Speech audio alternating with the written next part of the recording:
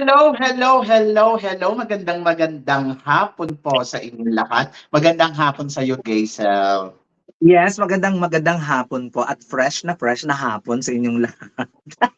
Nakakaloka yung fresh.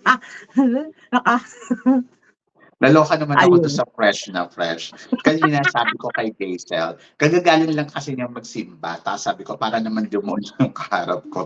Talak siya nagtalak na. Sinabi ko lang naman, sabi ko, anong ginagawa niyo doon? Nag-aaliluya lang ba din? Oh, hindi kami nag-aaliluya doon. No? Ang dami niya na sinabi, naloka ako. Stress ako.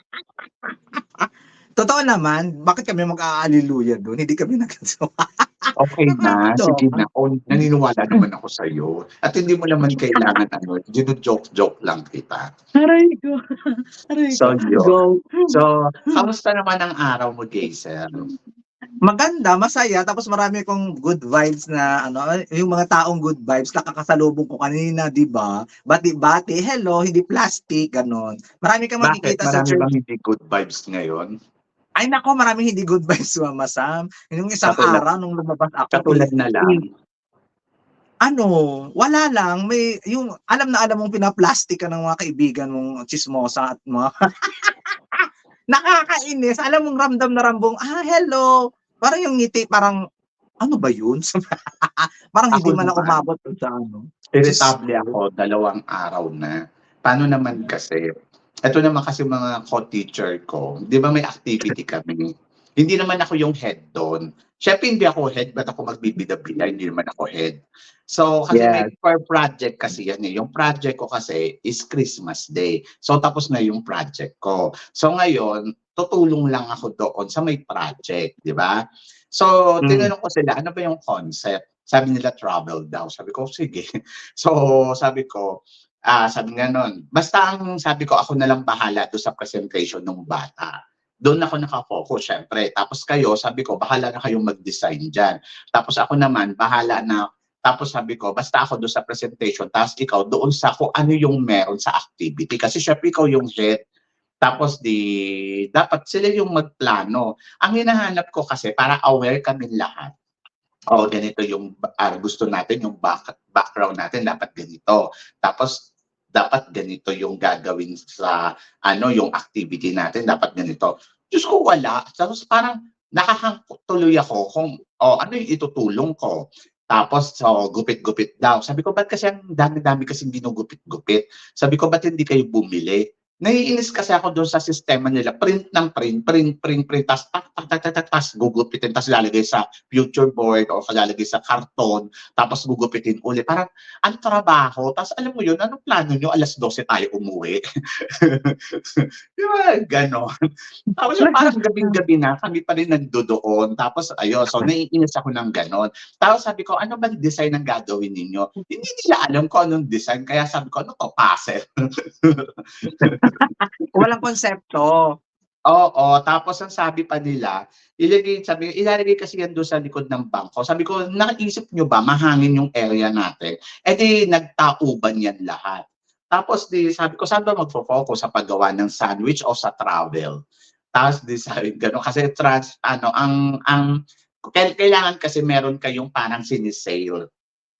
Yeah. So, sandwich yung naisip nila. Di sabi ko, okay lang din naman. Tapos, so doon naka-focus ako doon kung paano ipipresent yung sandwich, yung gano'n, paano gumawa ng sandwich, gayon. So, wala na akong kibar dyan sa mga kung ano-anong gusto nila idikit dyan sa likod ng yung palamuti nila. Basta, basta wala silang konsepto, wala silang planning, wala silang ano. So ngayon, yung ibang teacher, sabing gano'n, yung group ninyo, no, walang unity. Gano'n. Gano'n kami. Tapos parang Grabe kami sa yung unity. parang kami yung pinaka-worst, gano'n. So, naiinis ako kasi parang ang dami namang puwedeng gawin pero hindi nila maisip. So, kaya lang siya naging maganda kasi sabi ko, lagyan na lang ng ganito, lagyan natin ng ganito. Kaya siya naging maganda. Pero sa totoo lang, worst talaga silang kasama. Yung team talagang yung 2 babae yun, naloloka ako sa kanila. Nagtrabaho ako doon sa kabilang school ng 10 taon. Napaka-creative ng mga tao doon. Yung alam niyo, hindi yung problema kung ano yung design ng gagawin, kung ano yung gagawin sa activity. Sila talaga, worst talaga ever since. Kaya kahapon sabi nila sa akin, sabi nila sa akin, parang malungkot ka. Sabi ko, sino ba naman magiging masaya dito sa sistema na nangyayari dito, di ba? Nako, buti na lang nandun ako, naging, yung mga bata naging sabot na. Dapat na mong ha? dapat pakisamahan mo lang talaga kasi nga para maging maganda yung maganda yung Oo, flow ng ayoko silang kasama, ayoko silang ka-team. Naluloka ako sa kanya. Tapos eto pa, syempre yung ibang team, after ng trabaho, meron sila yung mga dinner, may mga kain-kain sila. Ito naman si PE teacher, super invite naman sa akin. Sabi niya gano'n, tara sama ka sa akin, may pupuntahan tayo doon. So pumunta ako doon. Diyos ko, pumunta kami doon sa science group. Mukhang hindi naman ako welcome doon. Na hindi nga, yung head ng science, na hindi nga ako, tara kain ka. So ano gagawin ko doon? So ginawa ko, sabi ko, lumabas ako. Tapos sabi na, saan ka pupunta? Sabi ni PE teacher. Sabi ko, hintayin na lang kita dito sa labas. Hindi, dito ka maupo ka. Ay naku, hindi ko talaga kaya yung gano'n. Yung, alam mo yung para kang pumunta sa ibang bahay, tapos kakain. Hindi ka invited. Nakakaloka yung invited. At ang pinaka-nakakaloka pa yon, yung baklang yun, nilait-lait yung boot namin. Sabi gano'n, wala talaga kayong maisip na maganda. Sabi gano'n. Tapos, alam mo yun, yung gusto, kasi, gusto ko na lang manahimik kesa supalpalin siya ng bonggang-bongga. Yung parang walang panahon sa eksena mo, puro copy lang naman yun dyan sa YouTube, yung mga pinaggagawa mo. Yung mga gano'n. Ayun, naloka lang ako a little bit. Di ba? May mga ganun talaga sa mga trabaho natin, no? May mga kaloka Tapos talaga sabi mga gano'n, pamilya. Rodel, sama ka sa amin, gano'n, tatrabaho daw sila. Ay, hindi. Ayoko kayo makatrabaho. Nakakaloka. Parang isinumpa mo na yung mga co-teacher mo. Oo, maano sila, tas ang intriga, grabe. Yung konting kibot intriga, konting kibot mga tsismosa kasi.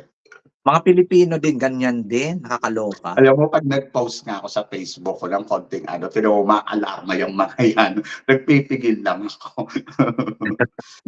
Nakakaloka. Anyway, ganun talaga, Gaisel. Maraming toxic talaga sa paligid. True. At So, hindi natin maiiwasan, hindi din natin pwedeng hindi pwedeng ano ba 'yun? Hindi din natin pwedeng lampasan. Ano ka na lang, manahimik sa bahay para walang eksena. Oo, saka hindi din naman ako pwede talagang umeksena do'n ng bonggang-bongga dahil ang sasabihin na naman nila, "Naku, nagmamagaling 'yan." Oh, 'di ba? Ay, Mas eto pa, yes. nakakaloka pa pala, 'di ba nag-train ako ng 2 bata. Ako yung nag-train, Mm. sila walang ginawa. Sila yung may award. Masama yung loob mo. Ang nakakaloka pa, proud na proud talaga sila sa certificate nila. Alam mo yun? Tapos, yung taking picture, sabi, sandali lang, magpapapicture muna ako sa certificate. Doon ako pinaka-tumambling talaga. Yung alam mo yung tipong niwala nga siyang ginawa na kahit ano. Tapos nakakuha siya ng certificate. Pagkatapos, yung magpapapicture, tinawag kasi ako, Sam, join ka sa picture. Sabi ko, ayoko. Tapos yung nandoon, pilit sila na pilit na, no, you have to do that. So, tumabi na ako. Pinaalis ako. Kasi daw, siya daw muna. Di ba nakakaloka? Ganun kakapal yung mga mukha nila, te. But ako Nakakaloka. naman, masasabi ko lang doon, alam ko na nagtrabaho ako ng maayos. Okay. So, At saka alam ko hindi ka nagpabaya. Oo, Diyos ko, kung ako yun, hindi ako magpapapicture niya, wala nga akong ginawa ni isa. Parang hindi ko nga sinilip yung estudyante. Tapos nagkaroon ng award, di ba? Sound proud ka sa certificate mo, sabit mo yan sa bahay mo, display mo. Aray. Ang Yung iba award kasi kasi yung ng best trainer. oo. Ay, sana all. Tapos ikaw pala nag-train, hindi ka man lang recognize. Anyway, Pero dead man. ni-recognize ka sana ng school. Alam na nila yon. Bahala na sila sa buhay nila. So, mag-YouTube na lang ako. Kaya Nakakaloka. kahapon ang Kaya drama ko, gusto ko na umuwi. Gusto kong gumawa ng content. At ang content ko kayo. kaloka. So, gano'n. Anyway, so ang importante bayad ako. Correct. At may So, wala na sinesweldo. akong pakialam dun sa ano nila, sa mga drama nila sa buhay. Drama is real. Ay So, punta nako, na ganyan tayo sa talaga. chika natin. So, syempre Yes, una, naglabas nga ng head photos ang mga kandidata, yung headshot kanilang photos. headshot photos, mga pasabog. Sino nag-top sa'yo? Si At Bulacan. bakit? Si Si Bulacan. Bulacan si Bulacan nag-top Mm. sa'kin. Kasi siya yung less makeup at walang budol yung ano, beauty. Kahit na hindi siya nakatingin, ayoko kasi ng mga over-filtered kasi mamasam yung iba, over highlights, over ilaw. Diyos ko, parang may multo, may umahon sa banga, whatsoever. Basta may mga ganong eksena, may sabog yung nguso, charot lang. Ako din, Basta ang hindi nag-top 1 pantay. sa'kin si Bulacan, Geisel. Kasi parang Ah, ang photos kasi ni Bulacan talagang nakaka-amaze. Alam mo yun, yung kung ano, pantay yung kulay ng makeup, mm. pagkatapos ang ganda. Alam mo yun, yung pwede mong ibenta talaga yung ano niya, portrait True. photos niya. Yung kapag Ang ganda. pinaint ng ibang tao, pwedeng i-paint tapos pwedeng i-display. Alam mo Yes, yun? gano'n gano'n siya Oo. high fashion yung headshot na yun, panalo. Totoo, oo, ta's ang ganda, nakita maitim siya pero nakita mo yung pagka-Pilipina, gawa nung Yes, nakabalot sa ulo niya, 'di ba? So, mm. ang ganda lang, sobrang panalo, At siya saka din yung walang nag-number masyadong 1. makeup, Mama Sam, walang filter. I don't know, may filter for sure, pero hindi gano'n kaloka. Nakakaloka kasi yung filter ng iba. Akala mo naman sabog na sabog yung ano, pakak na pakak yung mga makeup. Bakit kailangan gano'n? Basta To tapos be may mga honest, may ang ganda talaga ng nakagano'n, ayos ni ano, ang ganda talaga ng ayos ni ano doon, ni Bulacan. Bulacan. Sobrang na-proud ako. So doon talaga, siyempre hindi naman tayo yung magiging bias na parang kung sino yung paborito natin, yun yung number 1. Ako talaga, Yes, nakita ko talaga na she deserved to be a number 1. And then yung mm, nag-number 2 sa akin, si ano, gusto ko kasi yung kuha ni Northern California. mm.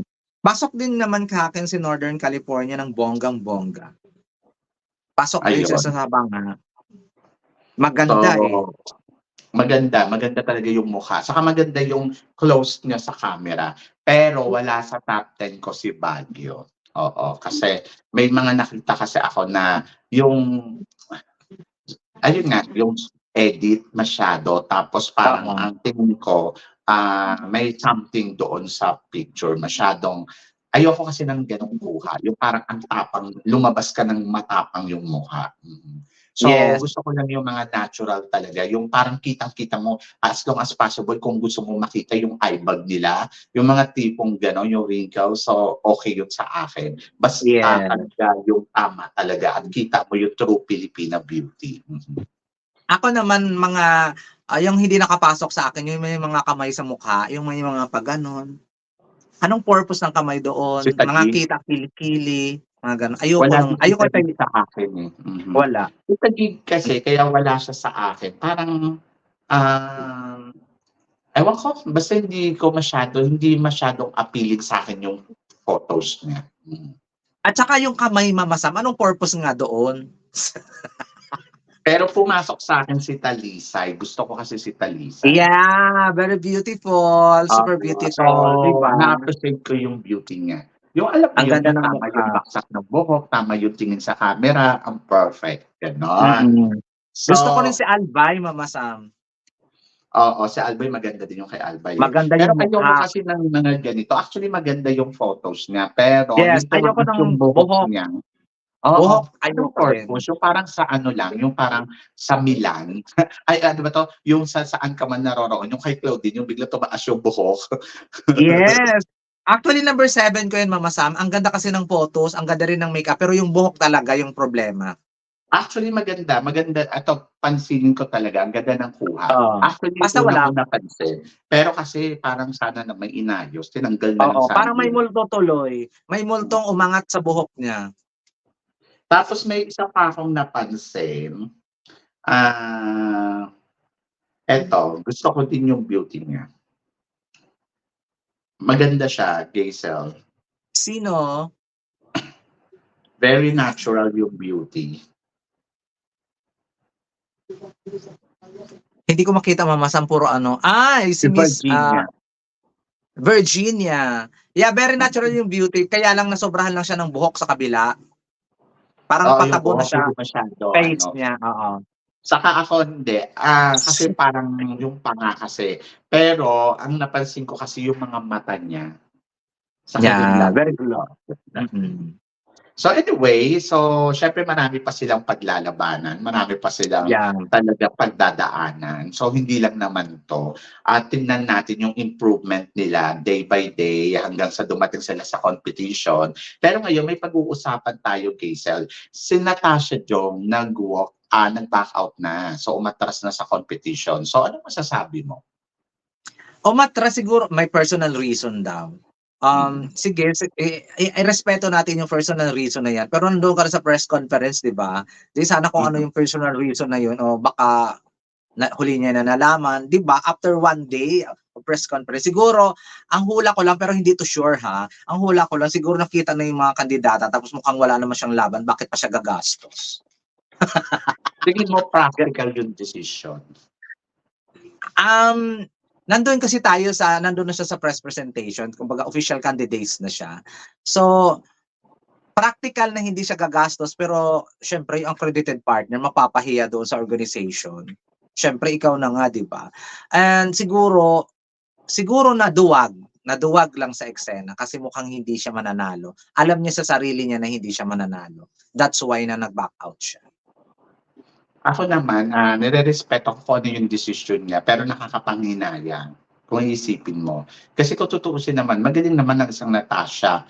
Kasi kung hindi mo susubukan yung galing, yung luck mo, wala talaga, 'di ba? Kasi hindi naman Yes. tayo sigurado dito eh. Kahit naman sabihin natin si Atisa na ba mananalo dito, hindi pa naman Hindi sigurado. ba sure? Depende yun. Pero dapat nandodoon ka talaga na inilalaban mo pa rin yung luck mo, 'di ba? Nilalaban mo pa rin yung sarili mo. Pero kung ano man yung personal reason niya, baka kasi merong may offer na mas maganda, na mas parang hindi naman niya kailangan pang mag-compete na sa Miss Universe Philippines dahil may opportunity pumasok. Doon na siya sa opportunity niya. So, intindihin na lang natin. Pero sige, tignan natin in the future kung lalaban uli siya, di ba? Sayang kasi nanalo naman siya doon sa Kananga. So, totoo. Kahit ako nanginayang ako. So, punta na tayo dito sa ating usapan. So, meron tayong kandidata na ipa-match. Tapos tingin mo kung sino yung malalaglag at kung sino yung talagang tingin mo kaya tumuntong sa top 5. So, ibig sabihin, di ba lang? So, una, punta tayo kay Victoria Velasquez Vincent na naging third runner-up noon. Tapos, tingin mo sa kanyang mga eksena ngayon, i-versus ko siya kay Christy Stephanie Hanson. Tingin mo sino ang may iiwan? Christy Stephanie Hanson, syempre, iba din to, binibining Pilipinas title holder. And then, nakarating na rin to sa second runner-up sa Miss Intercontinental. Kumbaga, may napatunayan talaga sa first atin. runner-up sa Intercon. Si Stephanie Hanson. Second runner-up pala siya. Second runner-up noong 2014. So, tingin mo, sino sa kanila yung talagang papalo dito? Tingin mo makakarating ba si sa top 5 or malalaglag ba si Victoria Velasquez Vincent kung silang dalawa ang pagtatapatin? Ako, kung silang dalawa, nakakaloka naman yan. Paras malalakas. When it comes sa beauty, I go for Christy-Fanny Hanson. Pero, mas bata tingnan si Christy-Fanny Hanson dito kay Victoria Velasquez Vincent na kahit na matanda na itong si Christy-Fanny Hanson. When it comes to communication skills, I go for VVV. When it comes sa pasarela, okay naman din si VVV. So, I go for VVV first so far. Kasi ganda lang ang lamang ni Christy-Fanny Hanson over VVV. Mas matangkad din si VVV. So, I go for Victoria Velasquez Vincent. Ikaw, go kay Victoria Velasquez Vincent. Yeah. Ako, to be honest, ako din. So, yes, may napatunayan sa international pageant na si pero kasi si Victoria, nakikita ko, very empowered the way yung styling niya, yung height, and then yung beauty na meron siya, and the way kung paano siya mag-deliver ng communication skills niya, I think kakabugin niya talaga si Chris Stephanie Hanson. Kahit sabihin pa natin may napatunayan na si Chris, kumbaga parang kailangan din talaga ni Chris Stephanie Hanson mag-extra effort para Yes. makuha niya yung title or makuha niya yung ano. Pero kung wala siyang gagawin, kaya naman ni Chris, bakit hindi? Maganda si Chris, and then, ayun, natulad nga na sabi ko, caliber din naman. Doing X Yeah. siya sa X na. Ayun yung nakikita Totoo. mo. Diba? At kaya Hindi kaya siyang lamunin ng buo talaga ni Victoria Velasquez Yeah. Vincent. So, para sa akin, Totoo. si Victoria Velasquez Vincent, out si Chris Stephanie Stephanie Hanson. Hanson. Pag silang dalawa Ayun. na lang natira. And then, punta naman tayo dito sa mga Black Beauty. Tatlo ang Black Beauty dito. Nakakaloka naman. Sama natin syempre si Quezon City, si Bulacan, at saka si Iloilo. Tingin mo, kung silang tatlo talaga, papipiliin mo, sino ang iiwan mo para sa top 5? Yung talagang totoong nakikita mo talagang ito pang Miss Universe siya. Ito talaga yung galawan niya, bongga. Actually, si Alexia at saka si Lorraine of Jimba, nakikita ko yung styling na medyo weak. At nakukuha yun ni Bulacan ng bonggang-bongga. Siya naman yung nasa-shine doon sa styling. But at sa com skills, mukhang I don't know the communication skills or pagdating sa salitaan at kuda nitong si Bulacan. Hindi ko pa naririnig or whatsoever. When it comes naman doon sa performance sa pasarela, nice yung pasarela ni halos okay except kay Quezon City kasi si Bulacan dati tong Miss World Philippines batch nito ni Laura Lima noong 2017 at nag-compete na siya ng bonggang-bongga. So model na model talaga to. So ang hirap naman ng desisyon, gusto ko silang makapasok but I go for Miss Alexi Brooks. Obviously na mukhang nung nanalo si Alexi Brooks doon sa Iloilo, mukhang naipwesto na niya ang sarili niya sa top 5. Ako, medyo mahirap talaga yung decision na to, no? Pero alam si mo, Bulacan, sa totoo, in sayang. terms of beauty, sa kanilang tatlo, I think mas nakikita ko very power yung beauty ni Bulacan.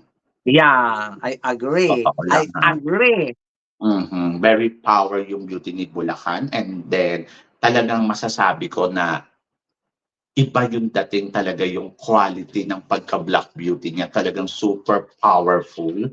Pero hindi ko kasi naririnig yung communication skills niya. Yeah, oo. Pero kung titignan ko yung mga photos, kasi in-stock ko, talagang masasabi ko, ang ganda, no?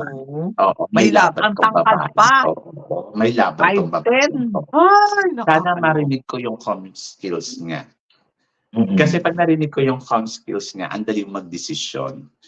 Aminin naman natin, kung comm skills ni Quezon City at saka comm skills ni Iloilo, kay Quezon City ako. Yeah, kay Quezon City kami mas relatable. Doon talaga, kaya talagang kumabog ni Quezon City. Pero maiiwan si Quezon City dito because of her styling. Totoo. Doon siya naliligwa. Sa kanilang tatlo, ang masasabi kong dark horse, si Bulacan.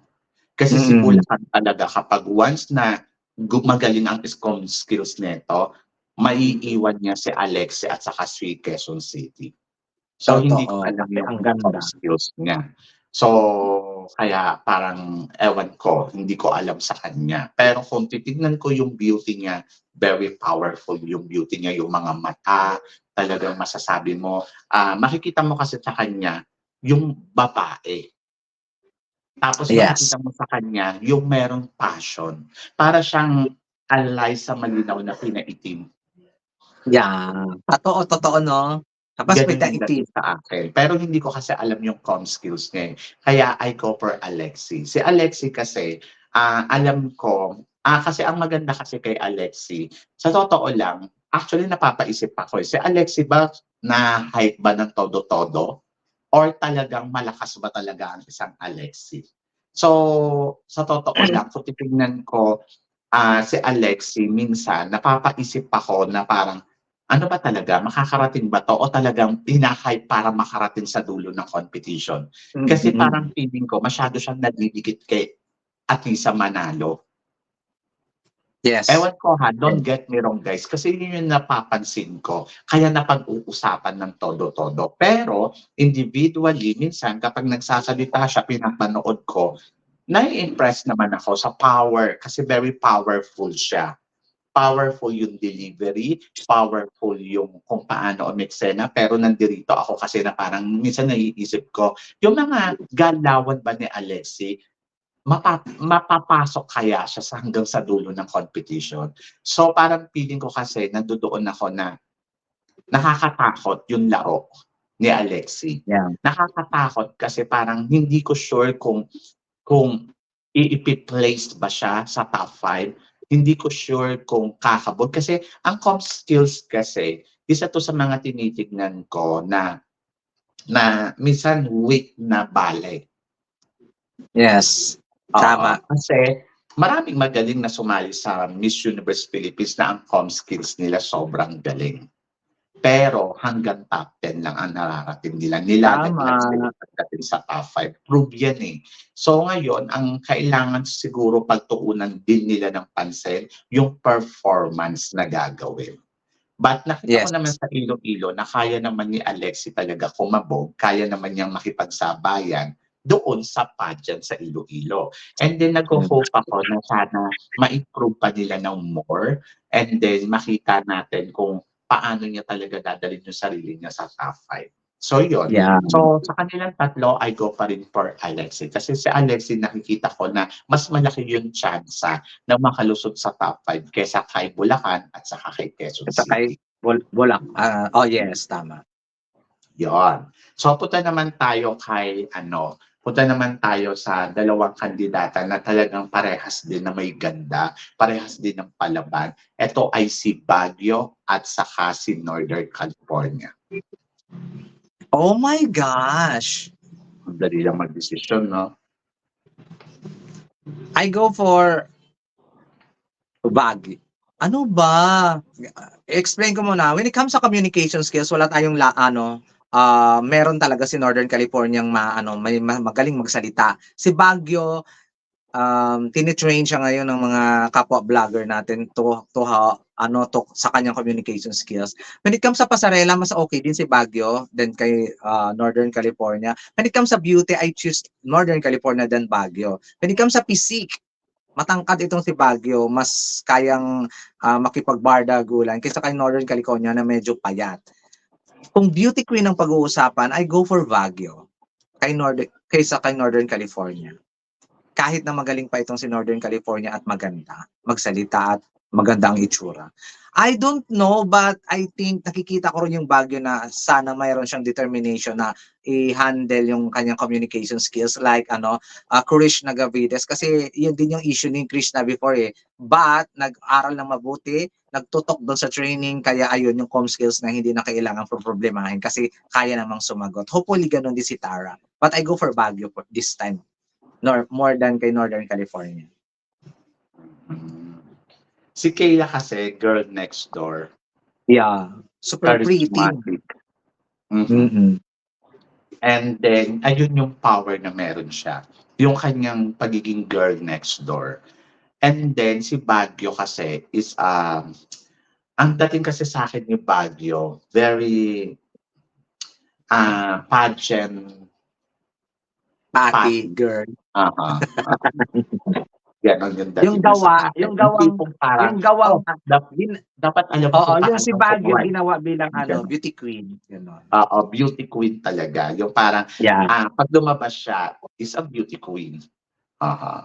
So, ito si Kayla, parang feeling ko, doon siya kulang. Yes. Kasi artistahin yung dating. Di ba? Tama. Pang-artiste, Model, your next artista. door models, oo.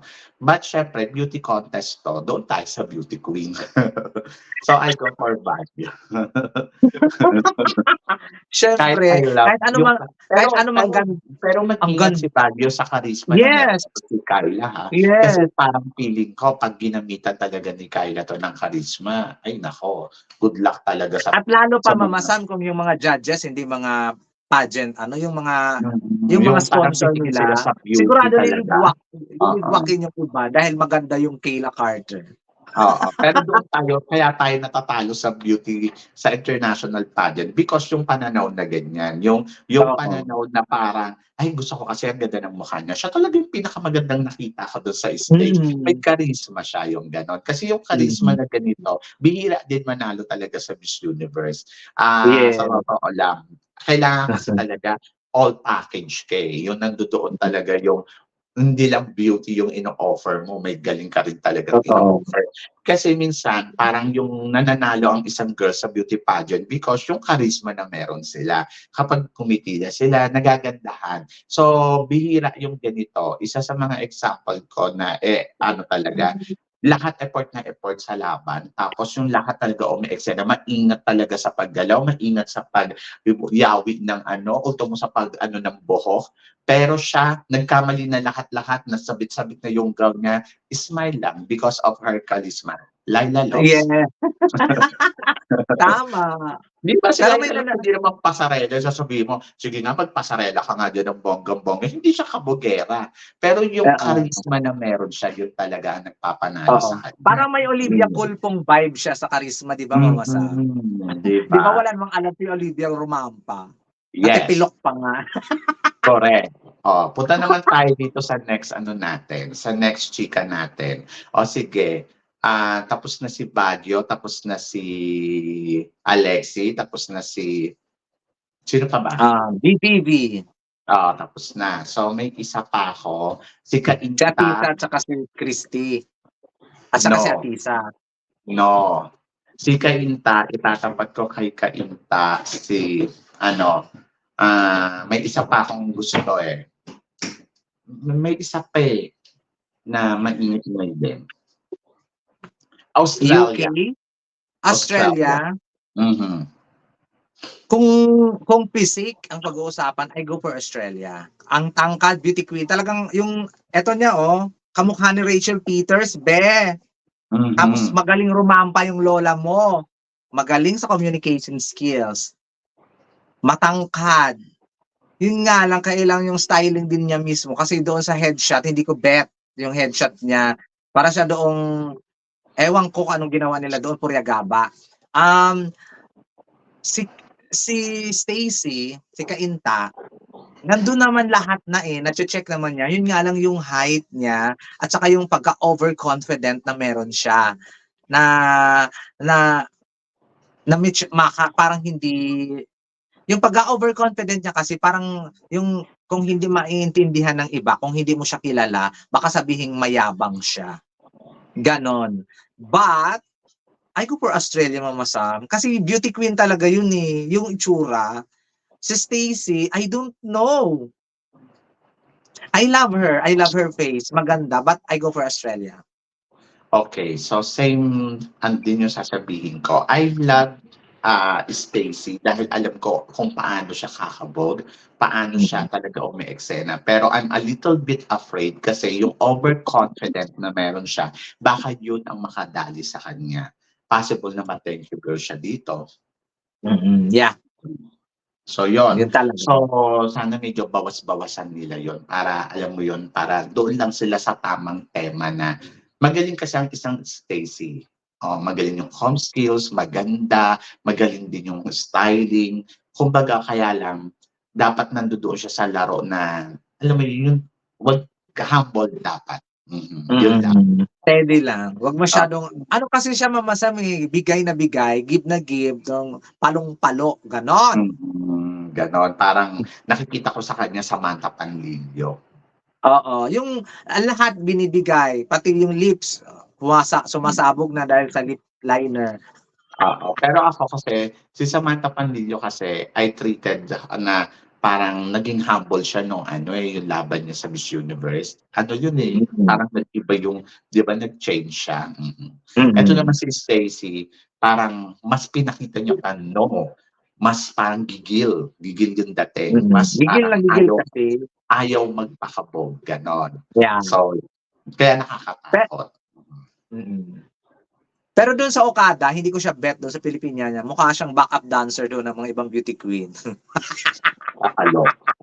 Tapos, dito naman sa yung dito naman kay Australia, feeling ko silent killer. Kasi Yes. styling kumakabog, panalo. So talagang medyo nanggugulat. Tapos ang isa sa mga bala niya dito yung height niya, At com skills niya com ng skills niya. bonggang-bongga. Kaya parang feeling ko mas siya kay Stacey. ay ko. Next is punta naman tayo dito kay ito na, Chris McCary and then Atisa Manalo. Walang duda Atisa Manalo.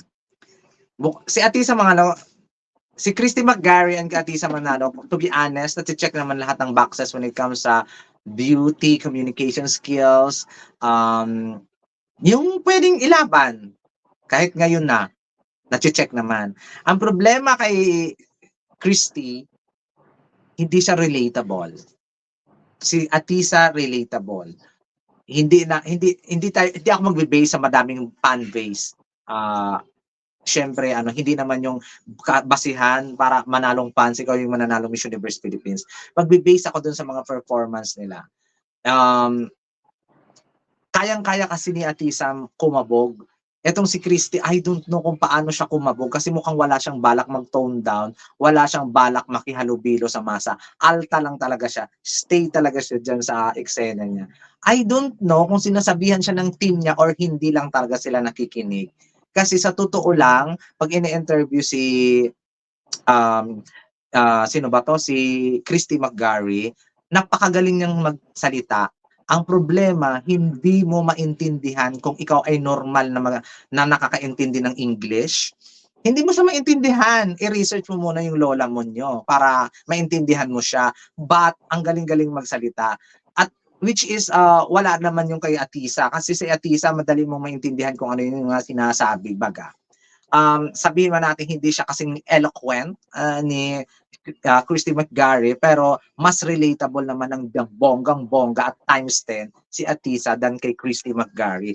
Aanhin ko ang magaling mag-English kung hindi naman ako nakaka-relate sa pinagsasabi niya. Parang gusto kong sabihin kay Christy McGarry na try mo kayang mag-jeep o kaya mag-tricycle o kaya sumakay sa kalesa para alam mo ang realidad. Kasi ang pagkakaalam niya kasi, BGC lang. Yun lang. Kasi umalis ka dyan sa Taguig, try mong makipaghalubilo sa tao at para ma-experience mo ang na-experience namin. Ganon. Hindi yung oo nga, ang ganda mang sinasabi mo. Ang tanong, sinong nakakaintindi sa'yo? Kayo lang ng mga alta. Yung mga masa, tulala, nga, research. Paano ka nila maintindihan? Paano yung judges? Dating mahirap. Paano siya makarelate sa'yo? Paano yung judges kung hindi bet yung pagka-alta-altahan mo? Paano siya makarelate sa'yo? Paano yung judges kung hindi nakikita yung, ano ba tawag doon, yung beauty queen material? Tapos, first time nang mag-judge sa isang beauty contest dahil sponsor lang yung negosyo niya, ligwa ka, be. Ganon! Lalo na kung mga may-ari ng lechon manok yung magja-judges dyan, halimbawa Andox, ligwa ka be kasi hindi yan makakarelate sa pagka-alta mo kasi pipiliin nun maganda na pwedeng i-represent sa Pilipinas. Yun lang. Galit na galit. Aray ko. Ayun. Ayun, ang init ng ulo mo kay Chris. Ako naman, to be honest, I love her. Paulit-ulit ko sinasabi, na-amaze ako sa height, na-amaze ako sa ganda, na-amaze ako dun sa body. Pero, kung ako ang tatanungin mo personally, parang, ayun, hindi ako makarelate sa kanya dahil hindi masa yung dating. Kasi si Michelle D, sa totoo lang, isa din 'to sa mga alta, pero tinry niyang magpakamasa Yeah. na Hindi hindi tinry, pinipilit. talagang ginawa niyang maging Oo, na hindi magpakamasa. naman pilit yung dating at nakita Yes. mo ngayon masang-masa yung dating. Minahal siya. Minahal siya ng bongga. Alam nating So, alta puwede siya, naman eh. kasi maging gano'n. Ayun yung sinasabi ko na yung transformation mo, saan? Kasi yes, gumagamit ka ng mga designer na mga bongga, kilala. Pero kasi parang, paano namin maiintindihan kung ano ba talaga ang goal mo dito bilang kandidata ng Miss Universe kung hindi ka bababa doon sa trono mo? Correct. Kasi parang halimbawa, katulad na lang nung press presentation, okey lang naman yung suot mong damit, gandang-ganda na kami dun. Pero yung nagpalit ka parang, anong purpose? Bakit ka nagpalit? Bakit Eh, hindi dalawa mo yung na damit niya. parang hindi mo siya na-explain sa lahat, gano'n. Parang magugulat lang kami. So, eto ba yung pamamaraan mo para masabi "Ay, pasabog, ay bongga." Ang Miss Universe ba kailangan laging gano'n? Oo. So, huwag tayo lumihis dun sa kwento ng Miss Universe.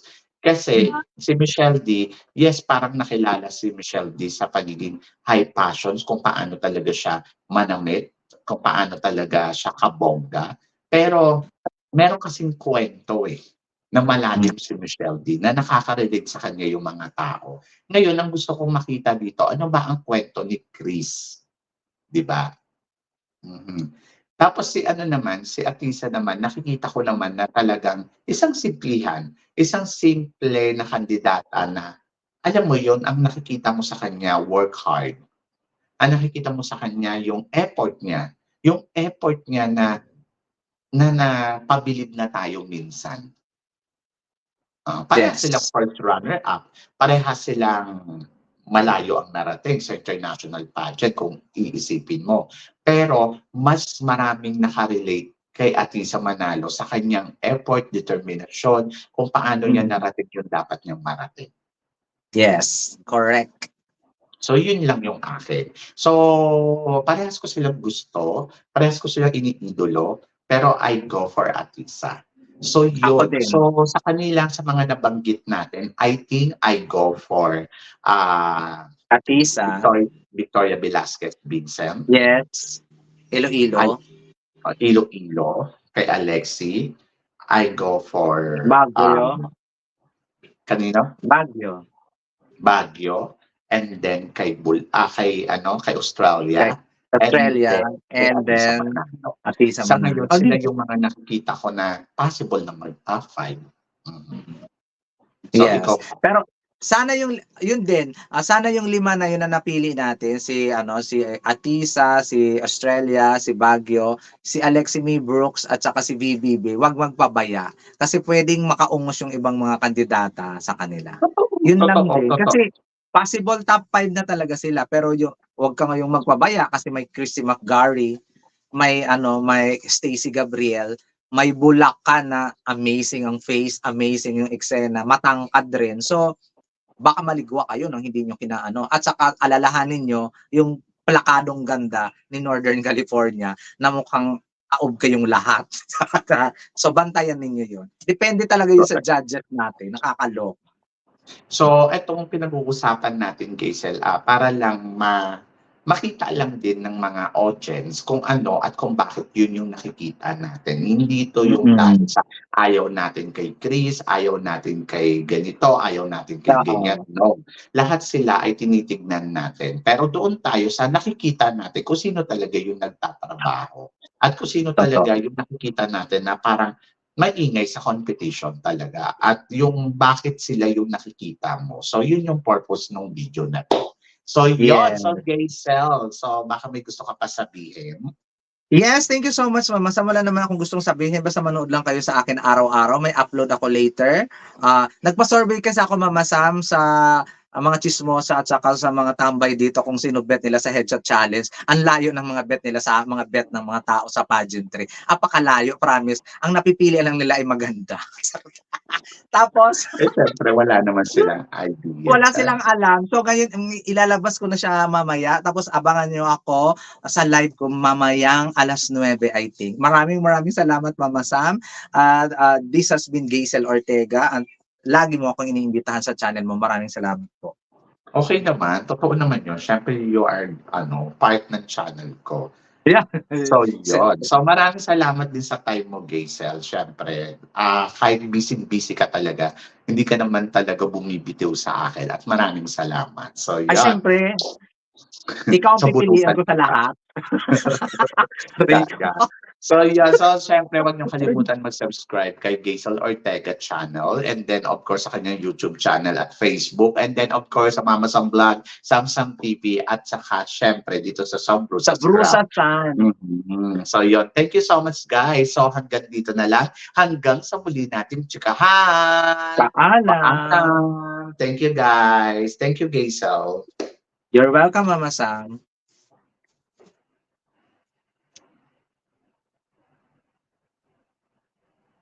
Ang tugal mag-end. Mm.